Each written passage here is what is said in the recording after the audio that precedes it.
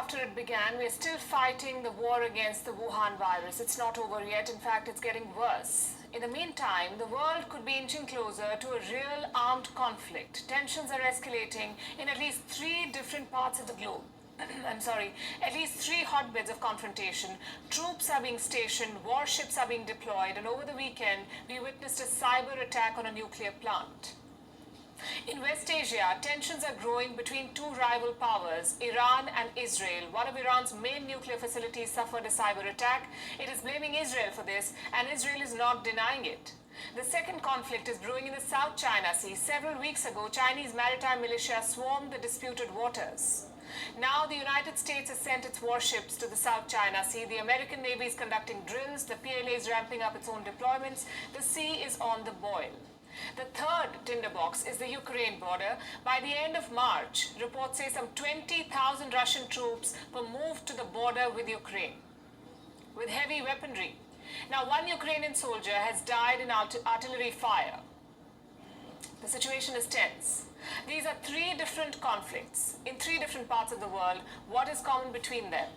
The United States of America, that is the common link. It has stakes in all the 3 disputes. So what can Joe Biden do? To start with, not rub allies the wrong way. He's going to need their support. And this is our cover story tonight, what the US needs to do to win the confidence of its allies if it doesn't want to burn its fingers. Let's begin with what's happening in West Asia. Iran has a major nuclear facility in Natanz. On Sunday, it saw a blackout.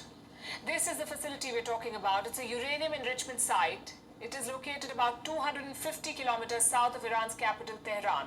Now, this site has been very active in the past few years. That's because Iran has been ramping up its uranium production. In 2018, US President Donald Trump walked out of the nuclear deal with Iran, and in response, Tehran started enriching uranium. Enriched uranium can generate power, as you know. It can also be used to make nuclear weapons. So on Sunday, a cyber attack happened. There was an outage. Iran has lost a key production facility. At least for the next 9 months, it's not going to work. Iran calls it an act of sabotage, and it blames Israel for this. Various sources confirm that the Zionist regime was behind this incident. However, I am pleased that there have been no human casualties or environmental harm. Iran's answer will be to take revenge against the Zionist regime at the right time and place. Iran is also calling this, quote-unquote, nuclear terrorism. Another official said this outage, and I'm quoting again, is a crime against humanity. As I said, it could take 9 months to restore production at the Natanz facility. Iran has vowed revenge. What about Israel? What is Israel saying? Nothing. Neither denying a role, nor taking responsibility for the outage. And that is not surprising. This is how Israel operates. It never confirms or denies any such operation. The Israeli media, on the other hand, has a lot to say about this. They're widely reporting that Israel orchestrated this cyber attack. And it gets even more interesting. The Israeli public radio reported that Mossad was behind this operation. Mossad, as you know, is Israel's national intelligence agency. Now, as the radio announced this, Israeli Prime Minister Benjamin Netanyahu was raising a toast. Look at these pictures. Prime Minister Netanyahu in the middle, surrounded by Israeli military chiefs, and Benny Gantz, the defense minister of Israel. What do you think they were celebrating?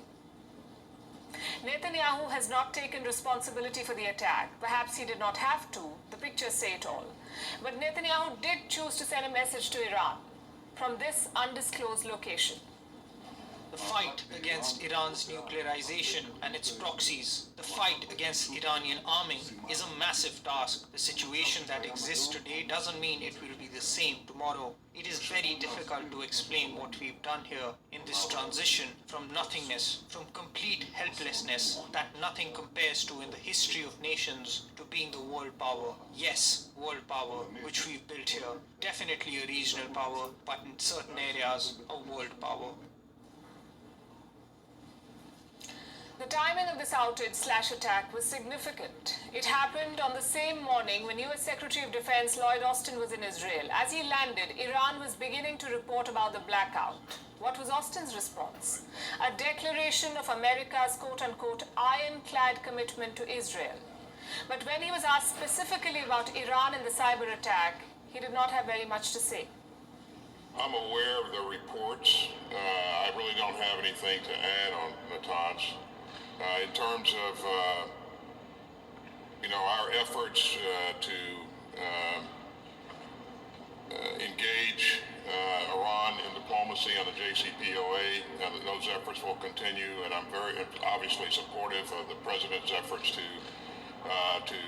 negotiate a way ahead there. And I'll just leave it at that. The cyber attack has put the American administration in a difficult position. A week ago, remember, the United States and Iran began discussing a truce in Vienna.